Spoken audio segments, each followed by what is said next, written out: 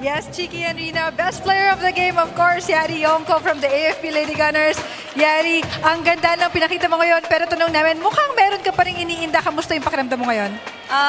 Siyempre, okay naman. Siyempre, kailangan, pag may nararamdaman, kailangan alagaan mo din talaga yung katawan mo. Ayun lang. Okay, pero okay ako. All goods.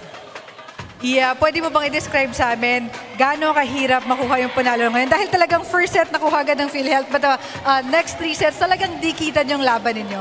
Siyempre yung PhilHealth, magaling din talaga sila na team. Sobrang galing ng defense nila. And sa setter din, sobrang magaling din talaga.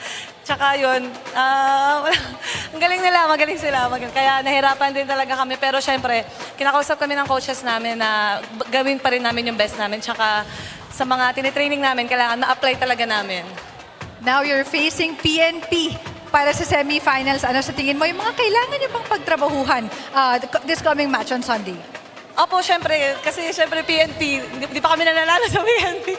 So yun, kailangan namin pagtrabahuhan, kailangan namin mag-training talaga. Tsaka alagaan din yun talaga yung katawan kasi yung panahon nga ngayon, iba-iba yung klima.